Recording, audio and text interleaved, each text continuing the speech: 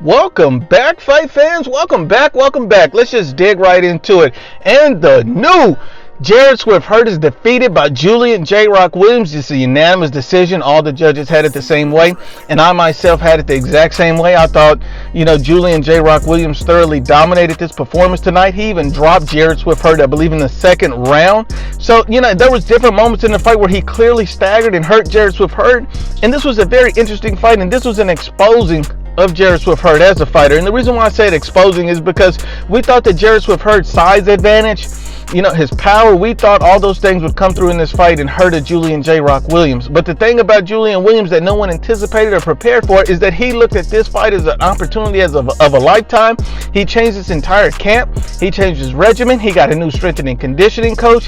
He got a new program, and he came out and put on a boxing clinic. I didn't even think the fight was close. I thought Jarrett Hurd had very good and competitive rounds, but I thought that Julian Williams consistently landed the cleaner, harder shots. I thought that every time that Jarrett Hurd landed or rallied in the fight, I thought Julian came back and answered each and every single time. So I have to give Julian J-Rock Williams the credit. Pretty much everyone picked Jarrett Hurd to win this fight. I don't think I've seen one prediction that picked Julian Williams, and the reason for that is because Jarrett Hurd being such a massive fighter and Julian Williams being stopped before, the natural analysis would be, yes, we know Julian Williams can box. We know he's a great fundamental boxer, but can he hold up and take the pressure and the power from Jarrett Hurd? And tonight the pressure was not there. And maybe it was the sharp, crisp counters. I'm not sure exactly what it was that caused Jarrett Hurd, but one thing I do know that caused the fight, for Jarrett Hurd was the fact that Jarrett Hurd's defense was what it always is, and that's subpar. You're not going to make it at an elite level in the game if you're constantly using your face as your defense. Your face cannot be your defense. Your face cannot be your defense. I had to say it again. You have to move your head. You have to move your feet.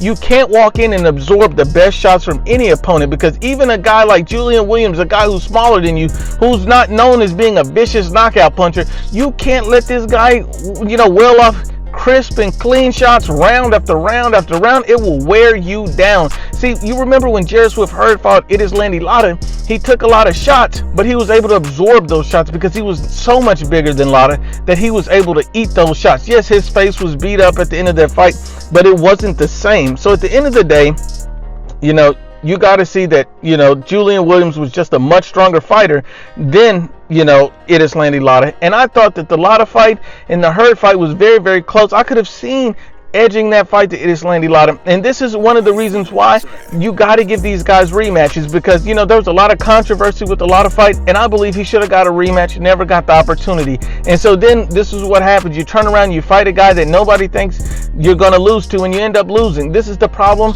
that so many different PBC fighters are going to have. Look at Deontay Wilder fighting different good competitive opponents.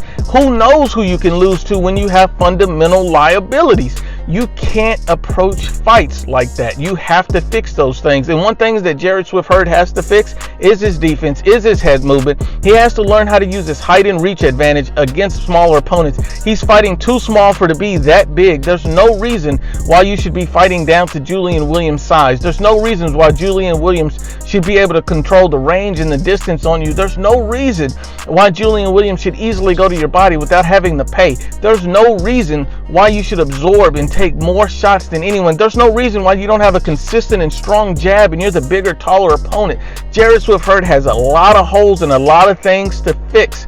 And I just don't know if he would fare much better in a rematch with Julian Williams, because, these are things that we've seen from Jarrett Hurd his whole career. We've never seen him display high-level defense. This is a well-deserved win from Julian J-Rock Williams. And imagine if Tony Harrison wins the rematch with Jermell Charlo. It could be a Tony Harrison versus a Julian Williams unification for undisputed at 154 pounds. That's insane. But once again, Unbiased, as always, it's the IBFP. Please share, like, and you must absolutely subscribe.